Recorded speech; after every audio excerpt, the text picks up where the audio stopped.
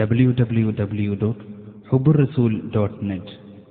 Company ഷെയറുകളോ എന്നതാണ്. കമ്പനിയിൽ invest ചെയ്യാറുണ്ട്.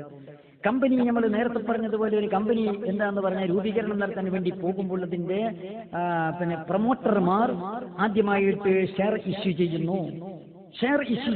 അങ്ങനെ ഷെയർ ഇഷ്യൂ ചെയ്താൽ ആ ഷെയർ മാർക്കറ്റിൽ നിന്ന് പ്രഥമ മാർക്കറ്റിൽ നിന്ന് നമ്മൾ വാങ്ങുന്നു. അങ്ങനെ പിന്നെ കമ്പനിയിൽ നിന്ന് നേരിട്ടോ കമ്പനിയുടെ ഏജന്റുമാരിൽ നിന്നോ നേരിട്ട് കുറഞ്ഞ വിലക്ക് നമുക്ക് ഷെയർ കിട്ടുന്നു. അപ്പോൾ അവിടെ കമ്പനി നിലവിൽ വന്നിട്ടില്ല. കമ്പനി നിലവിൽ വരുന്നതിന്റെ മുമ്പ് ഷെയർ ഇഷ്യൂ ചെയ്യുന്നു പറഞ്ഞാൽ ഷെയർ വിപണനം എന്ന് പറഞ്ഞതിന്റെ അർത്ഥം ഷെയർ ശേഖരണം എന്നാണ്. അങ്ങനെ കമ്പനി നിലവിൽ വന്ന് അവിടെ കമ്പനി പ്രൊഡക്റ്റുകൾ ഉൽപ്പാദിപ്പിക്കാൻ വേണ്ടി തുടങ്ങുന്നു. അപ്പോഴാണ് അവിടെ കച്ചവടം തുടങ്ങുന്നത്.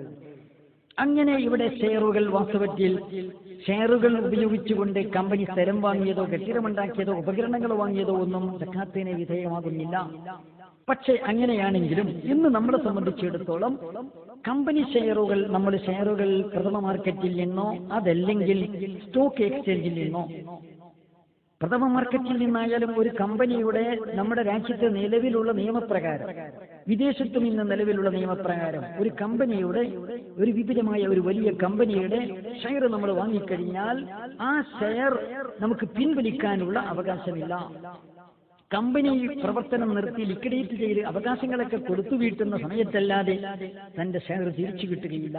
പക്ഷെ ഒരു മാർഗം മാത്രമാണുള്ളത്. തനിക്ക് വേണ്ടെങ്കിൽ കൈമാറ്റം നടത്താം. സൗജന്യമായോ വിലക്കോ അത് കൈമാറ്റം നടത്താവുന്നതാണ്. അങ്ങനെ കൈമാറ്റം നടത്തുമ്പോൾ അതിന്റെ വിപണനം നടത്തുകയാണെങ്കിൽ സ്റ്റോക്ക് എക്സ്ചേഞ്ചുകൾ മുഖേനയാണ് അതിന്റെ വിപണനം നടക്കുക.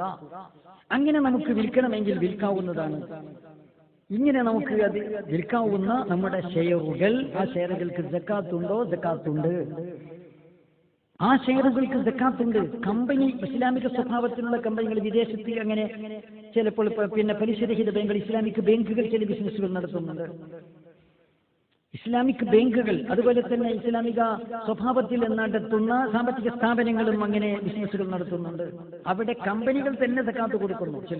ചില കമ്പനികൾ ഓരോരുത്തരുടെയും ഷെയർ ഹോൾഡേഴ്സിന് നിങ്ങളുടെ സക്കാത്ത് വിഹിതം എത്രയാണെന്ന് അറിയിച്ചു കൊടുക്കുന്നു.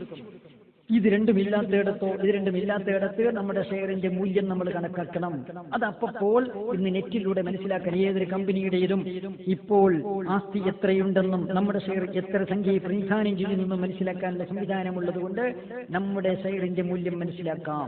ആ ഷെയറിന്റെ 2.5% നമ്മൾ സക്കാത്ത് കൊടുക്കുകയല്ലാതെ നിർവാഹമില്ല. കാരണം അതിൽ ഒരു വിഹിതം കമ്പനിയുടെ പ്രൊഡക്റ്റുകൾ അല്ലാതെ കച്ചവട സ്വഭാവത്തിൽ അല്ലാതെയുള്ള ആസ്തി വകകൾ വിടുമല്ലോ. സ്ഥലവും കെട്ടിടവും അതിന്റെ ഉപകരണങ്ങളും വിടുമല്ലോ. അത് ഇതിൽ നിന്ന് കിഴിച്ച് സക്കാത്ത് കൊടുക്കാൻ സാധാരണഗതിയിൽ നമുക്ക് സാധിക്കുകയില്ല. അതുകൊണ്ട് ഷെയർ അതിന്റെ മൂല്യം അപ്പോൾ വർഷം തികയുമ്പോഴുള്ള മൂല്യം എത്രയാണെന്ന് നെറ്റിലൂടെ മനസ്സിലാക്കി അതിന്റെ 2.5% സക്കാത്ത് കൊടുക്കുകയല്ലാതെ നിർവാഹമില്ല.